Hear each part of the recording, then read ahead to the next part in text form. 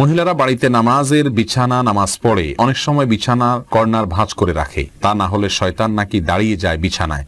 কোরআনে সুন্নাহ ভিত্তিক কতটুকু সঠিক কথাটি? খালি গায়ে উযু করার বিধান কতটুকু আর উযু সঠিক হয় কিনা জানাবেন। স্ত্রী জাহান্নামে গেলে স্বামীও কি জাহান্নামে যাবেন? সুন্নাত সালাত আদায় না করলে গুনাহ হবে কিনা? টি শার্ট পরে কি নামাজ পড়া যাবে? বাজারে ড্রেসিং করা মুরগি খাওয়া যাবে কিনা?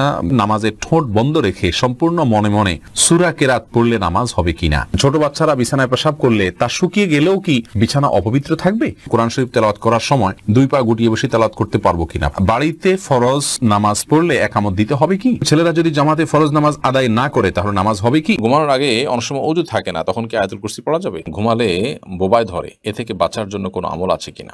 আযান শেষ হওয়ার আগে কি নামাজ পড়া যাবে? ঘরে একা ফরজ নামাজ পড়লে কি উচ্চস্বরে কোরআন তেলাওয়াত করতে হবে আর উচ্চস্বরে তাকবীর দিতে হবে?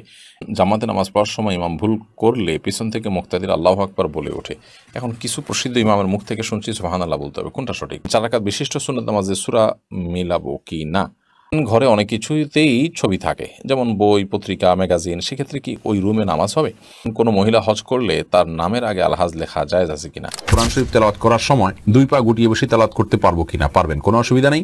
কোরআন শরীফ তেলাওয়াত করার সময় আপনাকে দোজানো হয়ে মাটি সালাতের সময় যেভাবে বসেন সেভাবে বসতে হবে এমন কোনো শর্ত নাই। আপনি ইচ্ছা করলে আসন দিয়ে বসতে পারেন বা অন্য কোনোভাবেও বসতে পারেন, অসুবিধা নাই। কোরআনের প্রতি অসম্মান প্রদর্শন না হয় এরকম কিছু হলেই চলবে ইচ্ছাকৃতভাবে, কিন্তু আপনি আরাম করে বসাতে কোনো সমস্যা নাই, কোরআন থেকে কোথাও নিষেধ করা হয়নি। বাড়িতে ফরজ নামাজ পড়লে একামত দিতে হবে কি? হ্যাঁ ভাই, যদি আপনি একাকী ফরজ সালাত আদায় করেন, অন্য কেউ জামাতে শরীক হতে পারবে সে সম্ভাবনা থেকে আপনাকে জোরে জোরে একামত দিয়ে তারপরে সালাত আদায় করা উচিত। কোন একটি বর্ণনা দ্বারা বোঝা যায়, হাদিসে কুদসিতে আসছে, একজন ব্যক্তি কোনো এক জায়গায় রাখাল, তিনি একাকী দাঁড়িয়ে আজান দিচ্ছেন এবং একামত দিয়ে সালাত আদায় করছেন। তার আশা যদি কেউ শরীক হয় তার সাথে, যদিও কেউ সেখানে দেখছেন না আপাতত তাকে, তারপরও তিনি করেছেন, এ ব্যক্তির জন্য বিশেষ ফজিলতের কথা রয়েছে হাদিসে কুদসিতে। যার কারণে আমরা বলি, বাসায়ও যদি আপনি একাকী সালাত আদায় করেন, কোনো কারণে জামাত চলে গেলে মসজিদে আপনি একামত দিয়ে নেবেন এবং এমনভাবে পড়বেন যাতে কেউ আপনার সাথে সম্ভব হলে শামিল হতে পারে। এরপরের প্রশ্নে চলে যাচ্ছি। মোহাম্মদ ওমর ফারুক প্রশ্ন করেছেন, ছেলেরা যদি জামাতে ফরজ নামাজ আদায় না করে তাহলে নামাজ হবে কি? নামাজ হয়ে যাবে। একটা হাদিস এক্ষেত্রে আছে, লা সালাতা লিজারিল মসজিদে ইল্লা ফিল মসজিদে, যে ব্যক্তি মসজিদের প্রতিবেশী তার সালাত মসজিদে ছাড়া হবে না। এই হাদিসটির সনদ বিশুদ্ধভাবে প্রমাণিত নয়, হাদিসের সনদের ভিতরে দুর্বলতা রয়েছে, আর সেই কারণে এই হাদিসের সনদের দিকে তাকায় আমরা তার সালাত হবে না সেটা বলবো না।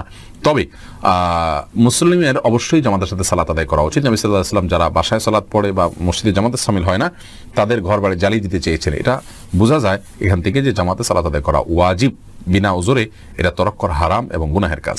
সেতাব আপনি জানতে চেয়েছেন, নামাজের ঠোঁট বন্ধ রেখে সম্পূর্ণ মনে মনে সূরা কেরাত পড়লে নামাজ হবে কিনা? ভাই খালেদ, নামাজে যদি আপনি ঠোঁট বন্ধ রেখে মনে মনে সূরা কেরাত পড়েন তাহলে আপনার সালাত হবে না। কারণ ইসলাম শরিয়াতে যে সমস্ত জায়গায় আমাদেরকে পাঠ করতে নির্দেশ করা হয়েছে, বলতে নির্দেশ করা হয়েছে, সেখানে আমাদেরকে ঠোঁট এবং জিহ্বার উচ্চারণ করে বলতে হবে। ঠোঁটের যদি ব্যবহার না হয়, জিহ্বার যদি ব্যবহার না হয়, তাহলে সেটাকে বলা হয় না, ওইটাকে বলা হয় মনে মনে কল্পনা জল্পনা করা। আপনাকে বলতে বলা হয়েছে, সূরা পড়তে বলা হয়েছে, আর এই পড়াটা হবে মুখ এবং ঠোঁট নড়লে। যদি না পড়েন তাহলে না নড়ে তাহলে সেক্ষেত্রে পড়াটা হয়নি। বিধায় মনে মনে যদি আপনি কেরাত পড়েন, সূরা পড়েন, তাহলে সেক্ষেত্রে এটা জায়েজ হবে না। রানা সিদ্দিক জানতে চেয়েছেন, বাজারে ড্রেসিং করা মুরগি খাওয়া যাবে কিনা? ভাই রানা, বাজারে ড্রেসিং করা মুরগি খাওয়া যাবে, তবে না খাইলে ভালো, ঝামেলা মুক্ত। অনেক ওলামা ইকরাম নিষেধ করেন, এই জন্য তারা বলেন যে পানিতে চুবানো হয় ড্রেসিং করার জন্য, সেই পানিটাতে যখন চুবানো হয় নাড়ি বুড়ি যদি ভিতরে থাকে তাহলে সিদ্ধ গরম পানিতে ওটা চুবানো হলে ওই নাপাক যেগুলো নাড়ি বুড়িতে আছে, পায়খানা ইত্যাদি, সেগুলো গোশতের সাথে মিশে যেতে পারে, এই জন্য নিষেধ করেন। আসলে এত অল্প সময়ের জন্য যে চুবানো হয় কয়েক সেকেন্ডের জন্য, এত অল্প সময়ের মধ্যে ওই নাপাকই এটা গোশত পর্যন্ত পৌঁছায় না, যার কারণে গোশতের মধ্যে কোনো দুর্গন্ধ আমরা দেখি না, স্বাদটাও নাপাকের আসে না, কোনো আলামতও আসে না, যার কারণে এটাকে আমরা হারাম মনে করি না। তারপরেও যেহেতু আমাদের ইখতিলাফ আছে, মতপার্থক্য আছে, যদি এটা অ্যাভয়েড করা যায়, বিকল্প পন্থা করা যায়, সেটা বেশি ভালো। অর্থাৎ নাড়িবুড়ি ফেলে দিয়ে তারপরে ফ্রেশ পানিতে চুবাই ড্রেসিং করলেন, তাহলে কোনো সমস্যা নেই। টি শার্ট পরে কি নামাজ পড়া যাবে? ভাই শাহিন, টি শার্ট পরে আপনি সালাত আদায় করতে পারেন, তো মনে রাখবেন সালাত আদায়ের ক্ষেত্রে মৌলিক নির্দেশনা আল্লাহ সুবহানাহু ওয়া তাআলা বলেছেন, ইয়া আইয়ুহাল্লাযীনা আমানু খুযু যিনাতাকুম ইনদা কুল্লি মাসজিদ। হে ঈমানদারেরা, প্রত্যেক সালাতের সময় তোমরা সুন্দর ভাবে সালাত আদায় করবে, সুন্দর পোশাক পরবে বা সুন্দর পোশাক পরবে। তো এই জন্য এমন কোনো পোশাক পরা উচিত নয় সালাতের সময় যে পোশাক পরে আপনি সম্ভ্রান্ত কোনো জায়গায় যাবেন না, মান্যগণ্য কোনো ব্যক্তির কাছে যাবেন না, সেরকম কোনো পোশাক পরা উচিত নয়। অতএব আপনি চেষ্টা করবেন যে পোশাক পরলে আপনাকে খারাপ দেখা না যায়, দৃষ্টিকটু দেখা না যায়, ভিন্ন ব্যতিক্রম মনে না হয়, এবং আপনি এটা পরে ভালো কোনো জায়গায় যেটি ইতস্তবোধ করেন না সেরকম পোশাক পরে সালাত আদায় করবেন। নাবিল শাহরিয়ার জানতে চেয়েছেন, স্ত্রী জাহান্নামে গেলে স্বামীও কি জাহান্নামে যাবে? না ভাই নাবিল, এটা কোনো জরুরি না যে স্ত্রী জাহান্নামে গেলে স্বামীও জাহান্নামে যাবে। লূত আলাইহিস সালামের স্ত্রী জাহান্নামে যাবে, কিন্তু তাই লূত আসলাম তো জাহান্নামে যাবেন না। অতএব স্বামী স্ত্রী একে অন্যের জাহান্নামে যাওয়ার উপর অন্য জাহান্নাম নির্ভর নয়, বরং প্রত্যেকের আমল নির্ভর করবে, আমলের উপর নির্ভর করবে তার জান্নাত জাহান্নাম। আল্লাহ সুবহানাহু ওয়া তাআলা বলেছেন, লাইসা লিল ইনসানি ইল্লা মা সাআ, মানুষ নিজে যা করে সেটাই সে পাবে, অন্য কি করলো না করলো তাতে তার কিছু আসবেও না, যাবেও না। আল্লাহ অন্য আয়াতে বলেছেন, লা তাজিরু ওয়াজরাতুন ভিজরা উখরা, একজনের বোঝা, পাপের বোঝা অন্যজন বহন করবে না। অর্থাৎ স্ত্রী অন্যায় করলে তিনি জাহান্নামে যাবেন, স্বামী জাহান্নামে যাবেন না। বিষয়টি এরকম না, যার যারটা আমলের কারণে তিনি পুরস্কার বা তিরস্কারের উপযুক্ত হবেন। এরপরে রাকিব কাজী সালেহ আপনি জানতে চেয়েছেন, খালি গায়ে ওযু করার বিধান কতটুকু আর ওযু সঠিক হয় কিনা জানাবেন। ভাই রাকিব, ওযুর ক্ষেত্রে শরীয়তে খালি গা বা জামা কাপড় পরা কোনোটি নির্দেশ করেনি। অতএব ওযুর ক্ষেত্রে আমরা খালি গায়ে যদি থাকি তাহলে কোনো প্রকার অসুবিধা নেই। ওযুর ক্ষেত্রে আপনি খালি গায়ে ওযু করতে পারবেন, কোনো সমস্যা নেই ইনশাআল্লাহ। হাফেজ আপনি জানতে চাইছেন, ছোট বাচ্চারা বিছানায় পেশাব করলে তা শুকিয়ে গেলেও কি বিছানা অপবিত্র থাকবে? ছোট বাচ্চারা যদি বিছানা পেশাব করে, এক্ষেত্রে মনে রাখতে হবে ছেলে বাচ্চা যদি হয় তাদের পেশাবের ক্ষেত্রে কিছুটা ছাড় রয়েছে। ছেলে বাচ্চা যদি হয় আর সে যদি মায়ের দুধের উপরে সম্পূর্ণ নির্ভরশীল থাকে এবং তার মধ্যে যদি অন্য কোনো কিছু যদি সে না খায়, বাহিরের কোনো কিছু খাদ্য হিসাবে সে গ্রহণ না করে, তাহলে সেক্ষেত্রে এই বাচ্চার পেশাবের উপরে শুধুমাত্র পানি ছেটা দিয়ে দিলে সেটা পাক হয়ে যাবে। আর যদি মেয়ে বাচ্চা হয় তাহলে সেক্ষেত্রে পরিপূর্ণভাবে ধুইতে হবে। এটা হাদিস দ্বারা এই ব্যবধান এবং পার্থক্যটা সুস্পষ্টভাবে প্রমাণিত। এখানে কেউ যদি বলেন যে মেয়েদের পেশাবের ক্ষেত্রে এই তারতম্য কেন করা হয়েছে, মেয়েদের প্রতি বৈষম্য কিনা, আমরা বলবো না। মেয়েদের পেশাব হয়তো তার ভিতরে কোনো এমন কোনো দিক রয়েছে পেশাবের যেটা হয়তো আমরা এখনো জানি না, অথবা বিজ্ঞানী হয়তো জানতে পারেন, যার কারণে এটা ধোয়াটা জরুরি করা হয়েছে। সেটাতে দুর্গন্ধের বিষয় থাকুক অথবা অন্য কোনো ক্ষতিকর কোনো কিছু থাকুক যেটা আমাদের কাছে অজানা, কিন্তু ইসলামী শরীয়ত নির্দেশ করেছে, নিশ্চয়ই এর ভিতরে কোনো না কোনো কল্যাণ আছে। আমরা দেখি ইসলামী শরীয়ত নির্দেশকে পালন এবং মান্য করার ভেতরেই কল্যাণ নিহিত আছে। রাকিব হাসান প্রশ্ন করেছেন, সুন্নাত সালাত আদায় না করলে গুনাহ হবে কিনা? রাকিব হাসান, সুন্নাত সালাত আদায় না করলে বড় কোনো গুনাহ হবে না। গুনাহ তো অবশ্যই হবে, গুনাহ শব্দের অর্থ হলো ক্ষতি। সুন্নাত তরক করলে তো ক্ষতি হবেই। নবী সাল্লাল্লাহু আলাইহি সাল্লাম ৫ ওয়াক্ত সালাতের আগে পরে যে সুন্নতে মুআক্কাদাগুলো, এগুলোকে খুব গুরুত্বপূর্ণ সালাত হিসেবে আদায় করেছেন। অতএব সেগুলোকে যদি আপনি তরক করি বিনা প্রয়োজন, বিনা কারণে, বিনা ওজরে, তাহলে তো এটা ক্ষতি হবেই, গুনাহ তো হবেই অর্থে। কিন্তু গুনাহ বলতে কবিরা গুনাহ, বড় কোনো পাপ যেটা কারণে শাস্তির সম্মুখীন হইতে হবে, এরকম কোনো গুনাহ হবে না। কারণ এটি ফরজ বা ওয়াজিব নয়, আর ফরজ ওয়াজিব না হলে সেটা তরক করলে বড় কোনো গুনাহ হয় না। বিনা কারণে এটা না ছাড়াই উচিত, মুসলমান সুন্নাহকে তরক না করাই উচিত। কিন্তু যদি কোনো কারণে মাঝে মধ্যে ছাড়ে তাতে কোনো অসুবিধা হবে না ইনশাআল্লাহ বিইذনিল্লাহ। সিয়াম মিয়া আপনি লিখেছেন, জামাতে নামাজ পড়ার সময় ইমাম ভুল করলে পিছন থেকে মুক্তাদির আল্লাহু আকবার বলে ওঠে। এখন কিছু প্রসিদ্ধ ইমামের মুখ থেকে শুনছি সুবহানাল্লাহ বলতে হবে, কোনটা সঠিক? ভাই সিয়াম, অবশ্যই আপনি যেটা ইদানিং শুনছেন ইমাম থেকে বলেছেন সেটি সঠিক, কারণ হাদিসে নবী সাল্লাল্লাহু আলাইহি ওয়াসাল্লাম এটিই বলেছেন, আত-তাসবিহু লিরিজালি ওয়াত-তাসফিকু লিন-নিসা। নামাজের মধ্যে ইমাম সাহেবের ভুল হলে যারা পুরুষ তারা তাসবিহ পড়বেন, সুবহানাল্লাহ বলে উঠবেন। সুবহানাল্লাহ এর শব্দের অর্থই হলো আল্লাহ পবিত্র। এটা আশ্চর্যের সময় মানুষ বলা হয় যারা ইমাম সাহেবরা কী করছেন, এই টাইপের বিষয়। আল্লাহু আকবার হলো বড় কোনো অর্জন হয়ে গেলে ইতিবাচক ইয়েতে সাধারণত আল্লাহু আকবার ব্যবহার হয়ে থাকে। অতএব এখানে আল্লাহু আকবার না বরং সুবহানাল্লাহ বলা উচিত, সেটি হাদিসের নির্দেশনা। আল্লাহু আকবার চলে আসছে আমাদের সমাজে কোনোভাবে, তো শুদ্ধটারই চর্চা আমাদের করা উচিত। এরপরে এম কে করিম লিখেছেন, আজান শেষ হওয়ার আগে কি নামাজ পড়া যাবে?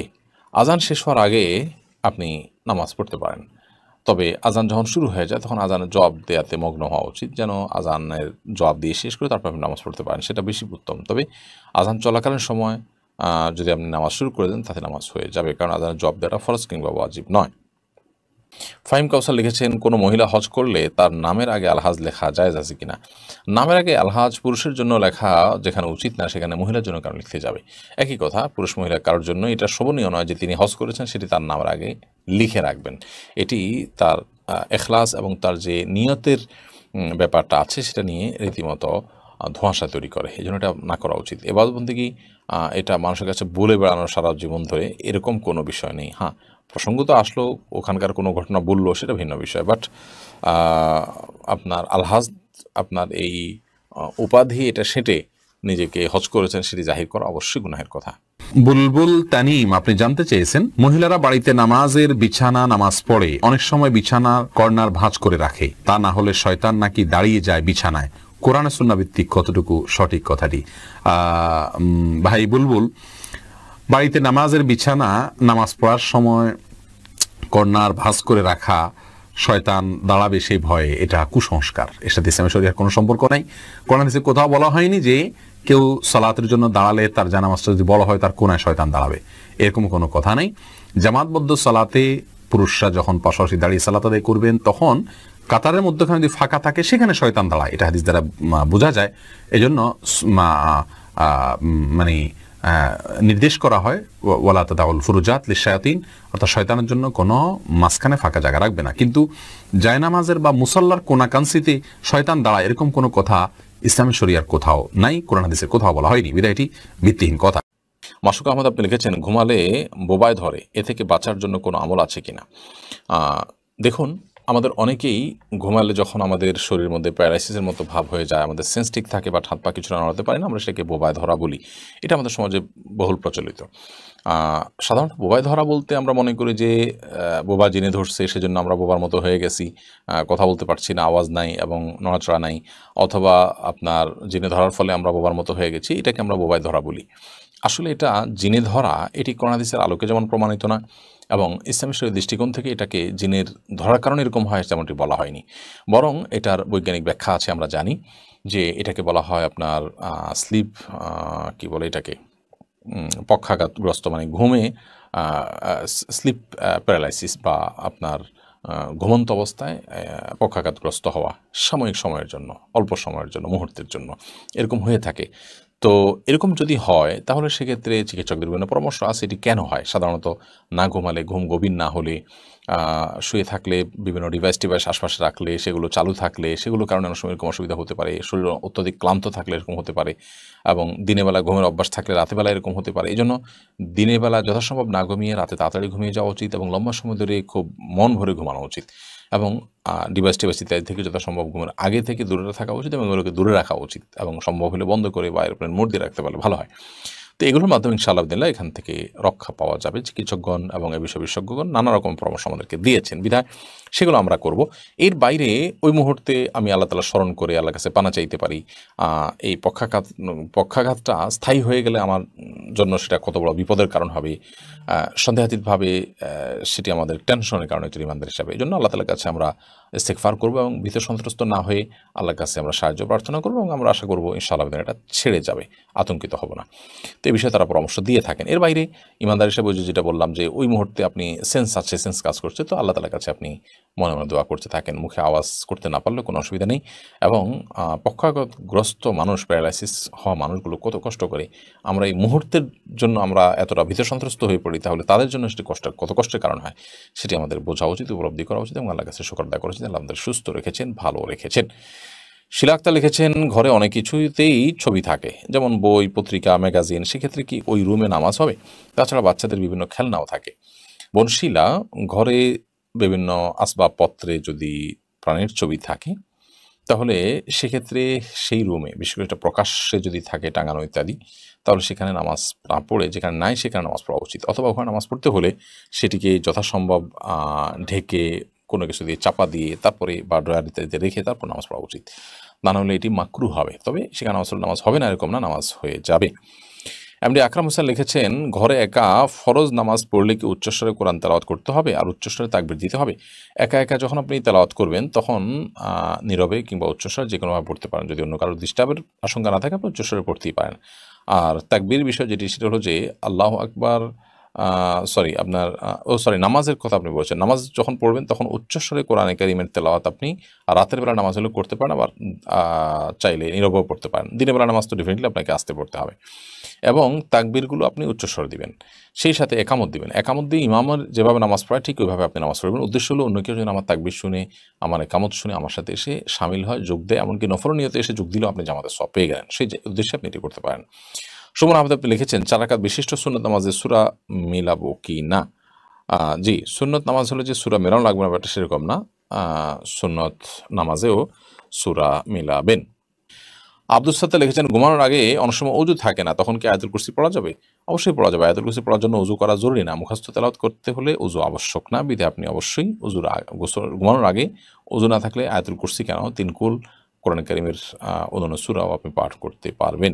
আপনি জানতে চেয়েছেন দূর সম্পর্কের ভাগ্নিকে বিয়ে করা যাবে কিনা। দূর সম্পর্কের ভাগ্নি যদি হয় তাহলে বিয়ে করা যাবে, কোনো অসুবিধা নেই। এরপর এল শাহিদ আপনি জানতে চেয়েছেন কোন কোন কারণে গোসল ফরজ হয়। গোসল ফরজ হয় মাসিক থেকে পবিত্র হলে, নেফাস থেকে পবিত্র হলে, এবং আপনার কোনোভাবে বীর্যপাত হলে, এবং আপনার স্ত্রী সহবাস করলে। এরপরে মাহমুদুল হক ভূঁইয়া আপনি জানতে চেয়েছেন কবরবাসীকে সালাম দিলে তারা কি শোনেন এবং উত্তর দেন। মাহমুদুল হক ভূঁইয়া, আপনার প্রশ্ন উত্তরে বলবো কবরবাসীকে সালাম দিবেন আপনি, তবে কবরবাসীরা আমাদের কথা শুনতে পান কিনা এ বিষয় নিয়ে ওলামাদের মতপার্থক্য রয়েছে। অনেক ওলামা বলেন যে শুনতে পান না, তাদের দলিল হলো আল্লাহ সুবহানাহু ওয়া তাআলা কোরআন কারীমের মধ্যে বলেছেন ওমা আনতা বিমুসমিইন মান ফিল কুবুর, যারা কবরবাসী তাদেরকে আপনি শোনাতে পারবেন না, অর্থাৎ তাদেরকে শোনানোর ক্ষমতা আপনার নাই। আর যারা বলেন যে না ওনারা শুনতে পান, তাদেরও অনেকগুলো দলিল, অনেকগুলো হাদিসের সূত্র রয়েছে। আহমেদ ইকরা আপনি জানতে চেয়েছেন আমি অবিবাহিত স্বপ্নে সহবাস দেখি এবং এমন স্বপ্ন দেখলে আমার খুব খারাপ লাগে, শুনেছি স্বপ্নে সহবাস দেখলে বিয়ে হয় না। না, এরকম কোনো কথা না, এটা কুসংস্কার। আপনি এরকম যদি কোনো কিছু দেখেন এটা আপনার গুনাহ হবে না, কারণ এটা আপনার ইচ্ছায় হচ্ছে না। এরপরে মোহাম্মদ মহসিনুদ্দিন জানতে চেয়েছেন ভাইয়ের ওয়াইফকে পর্দা সহকারে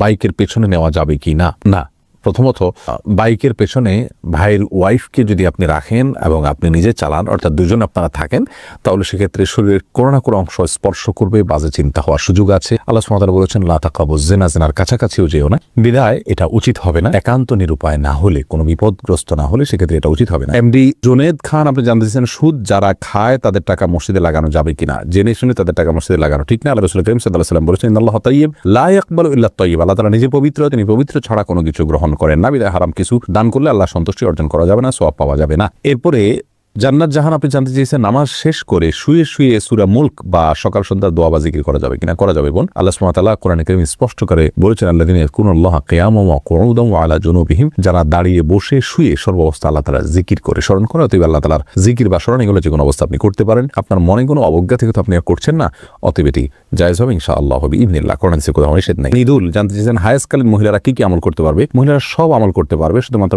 বাইতুল্লাহর তওয়াফ করবে না, তারা সালাত আদায় করবে না, সিয়াম রাখবে না, স্বামী সহবাস করবে না, এর বাইরে সমস্ত আমল করতে পারবেন। কোরআন তেলাওয়াত করতে পারবেন কিনা এটা মতপার্থক্যপূর্ণ। জমহুর বা বেশিরভাগ উলামা ইকরাম বলেছেন করবেন না, তবে বিন বাজ, ইবনে উসমান রাহিমাহুল্লাহ সহ সৌদি আরবের সমসাময়িক যুগের অনেক বড় স্কলারদের বেশিরভাগই বলেছেন করতে পারবেন। বিষয়টা মতপার্থক্যপূর্ণ, সেজন্য যদি কোরআন তেলাওয়াত তারা শুনেন, রেকর্ডেড তেলাওয়াত, সেটা সবচেয়ে উত্তম, নিরাপদ। আর যদি হাফেজ কোনো মেয়ে হন বা হিফজ ভুলে যাওয়ার কোনো ভয় থাকে, তার জন্য জায়েজ হবে কোরআন তেলাওয়াত করা। তো শুনতে কোনো অসুবিধা নেই ইনশাআল্লাহ, হবে ইবনিল্লাহ।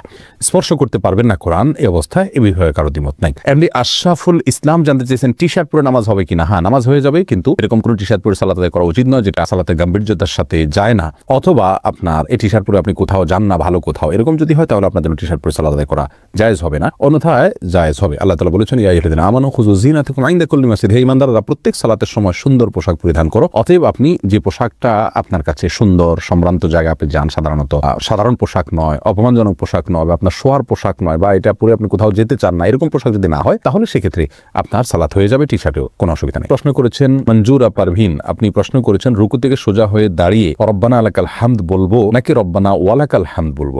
দুইটাই বিশুদ্ধ হাদিস দ্বারা প্রমাণিত, বরং কোনো কোনো বর্ণায় আল্লাহুম্মা রব্বানা আলাকাল হামদ, আল্লাহুম্মা রব্বানা ওয়ালাকাল হামদ এরকমও আছে, যার কারণে আপনি যে কোনোটা পড়েন আপনার সালাত আদায় হয়ে যাবে, সুন্নাহ আদায় হয়ে যাবে, যেহেতু সবগুলোই হাদিস দ্বারা প্রমাণিত। আর কাসরাতুল মাবানি তাদুল্লু আলা কাসরাতিল মাআনি, এই মূলনীতির আলোকে আপনি রব্বানা ওয়ালাকাল হামদ যদি পড়েন অথবা আল্লাহুম্মা রব্বানা ওয়ালাকাল হামদ যদি পড়েন তাহলে সেটা বেশি ভালো। এমনি কবির জানতে চাইছেন সালাতের মধ্যে ভুল হলে সালাত ছেড়ে আবার নতুন ভাবে শুরু করার বিধান কি। কি ধরনের ভুল এটা বলতে হবে। ভুল যদি ওয়াজিব তরক করার মতো ভুল হয় তাহলে সালাত ভাঙবেন কেন, আপনাকে নতুন করে সালাত না করে আপনি শেষ সিজদা সৌ দিলে আদায় হবে। আল্লাহ তাআলা বলেছেন লা তুবতিলু আমালাকুম, তোমাদের আমলকে তোমরা বাতিল করো না, নষ্ট করো না, বিধায় অযথা সালাত ছেড়ে দিবেন না। আর যদি ভুলটা এরকম হয় যে আপনার কথার কথা ফরজ ছুটে গেল, তাহলে সে ফরজকে পুনরায় করার সুযোগ থাকলে করবেন, না হলে আপনি সালাত ছাড়তে পারেন। কাটার এআইডি থেকে প্রশ্ন করা হচ্ছে, স্বামী মারা গেলে মেয়েদের সাদা শাড়ি পরা কি জায়েজ? মেয়েদের স্বামী মারা গেলে সাদা শাড়ি আর কালো শাড়ি এরকম কোনো কিছু পরার ক্ষেত্রে ইসলাম শরিয়াত কোনো নির্দেশনা দেয় না। ইসলাম শরিয়া বলে কোনো স্ত্রী লোক তার স্বামী যদি মারা যান তাহলে 4 মাস 10 দিন পর্যন্ত তিনি শোক পালন করবেন, আর শোক পালনের অংশ হিসাবে তিনি খুব বেশি সাজসজ্জা করবেন না, গহনাগাতি ইত্যাদি ব্যবহার করবেন না, স্বাভাবিকভাবে চলবেন, সাদাই পড়তে হবে এরকম কোনো কথা নেই। সচরাচর তিনি বেড়াতে গেলে বা কোনো অনুষ্ঠানে গেলে, কোনো মেহমান অতিথি আসলে তখন যে পোশাকগুলো পরেন এরকম কোনো পোশাক পরবেন না, বাস এটাই হলো সবচেয়ে গুরুত্বপূর্ণ বিষয়।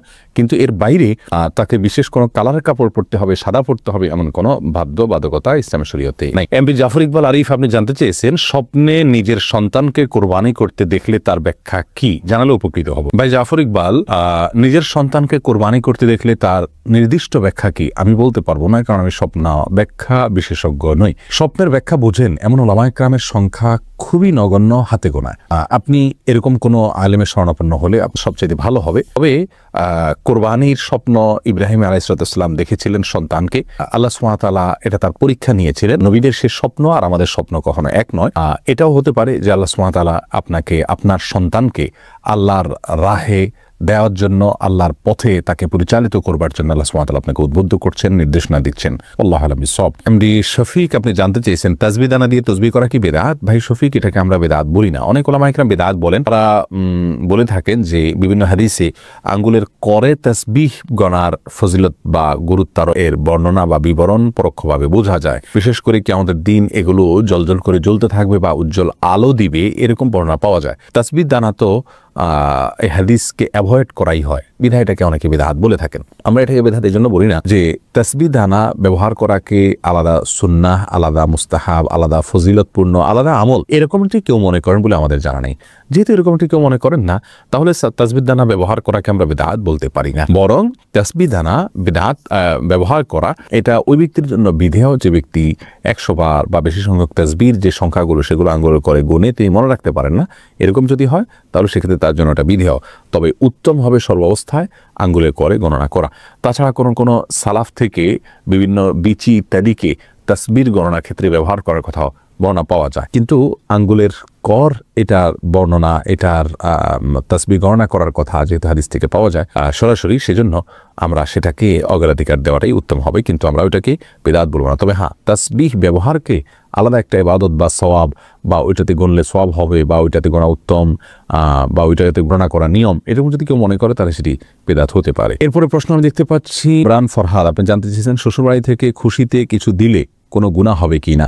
খুশিতে বা সন্তুষ্ট চিত্তে যদি কিছু দেয় তাহলে সেটা আপনার জন্য অবশ্যই গুনাহ হবে না ইনশাআল্লাহ বিইذনিল্লাহ। যদি আপনি শ্বশুরবাড়ি থেকে কোনো কিছু আপনার চাওয়া পাওয়া না থাকে, আপনি কৌশল করে তাদের কাছ থেকে আদায় না করেন, অথবা সামাজিকতার খাতিরে তারা দিয়েছেন এমনটি না হয়, তাহলে সেক্ষেত্রে আপনার জন্য ওটা নেওয়া জায়েজ হবে ইনশাআল্লাহ বিইذনিল্লাহ। তবে আমাদের দেশে যদি একটা বদ কালচারে পরিণত হয়েছে, সেজন্য এটাকে অ্যাভয়েড করার সংস্কৃতি আমাদের গড়ে তোলা দরকার। অন্তত যেভাবে যৌতুক দেয় সেভাবে যেন কোনো কিছু না দেওয়া হয়। কিন্তু নেওয়ার ক্ষেত্রে আমরা বলেছি তারা যদি সন্তুষ্ট চিত্তে কিছু দেয় তাহলে আপনার জন্য এটা জায়েজ আছে ইনশাআল্লাহ বিইذনিল্লাহ। তাহমিন নিপু আপনি জানতে চেয়েছেন, একজন ইমানদার নারীর স্বামী যদি নামাজ না পড়েন এবং সঠিকভাবে ইসলামের বিধান না মানতে চায়, তবে স্ত্রীর করণীয় কি এবং এর স্বামীর সংসার করা যাবে কি না? বোন তানজিনা তাহমিন, আপনাকে বলবো, ইমানদার নারীর স্বামী যদি নামাজ না পড়েন তাহলে তিনি তাকে বোঝাবেন, ভালোবাসা দিয়ে অন্য যে কোনোভাবে তাকে বুঝিয়ে সালাতের পথে আনার চেষ্টা করবেন। যদি কোনোভাবে সেটা করতে না পারেন, অন্যকে দিয়ে বোঝাবেন। তিনি যদি এটা করেন না, সফল না হন, অন্যকে দিয়ে বোঝাবেন। একজন স্ত্রী চাইলে স্বামীর কাছ থেকে অনেক কিছু আদায় করতে পারেন, এটাই হলো স্বাভাবিকতা। যদি কখনো এর ব্যতিক্রম হয়, ভিন্ন কিছু হয়, অর্থাৎ স্ত্রী তার স্বামীকে কোনোভাবে ম্যানেজ করতে না পারেন, তার স্বামীকে যদি বোঝাতে না পারেন, তাহলে সেক্ষেত্রে আপনার বিকল্প হবে তার জন্য আল্লাহ সুবহানাহু ওয়া তাআলার কাছে সবর করা, ধৈর্য ধারণ করা। কারণ হলো তার তাকে সংশোধন করে ফেলা এটা স্ত্রীর ক্ষমতার বাইরে। আল্লাহ সুবহানাহু ওয়া তাআলার কাছে হেদায়েত, তিনি হেদায়েতের মালিক। এই স্বামী সংসার করতে পারবেন কিনা আমি আপনাকে বলবো, অবশ্যই সংসার করবেন যদি তিনি ইমানদার হয়ে থাকেন, যদি সালাতের আবশ্যকতাকে তিনি স্বীকার করেন, তিনি যদি সালাতকে নিয়ে তাচ্ছিল্য না করেন, সালাতকে অস্বীকার না করেন, তাহলে সেক্ষেত্রে তার সংসার আপনি করতে পারবেন, কারণ তাকে আমরা কাফের মনে করি না। যদিও অনেক উলামায়ে কেরাম সালাত ত্যাগকারীকে গণহারে বা পাইকারিভাবে কাফের বলে থাকেন, তাদের মতে আপনার জন্য স্বামীর সংসার করা ঠিক হবে না।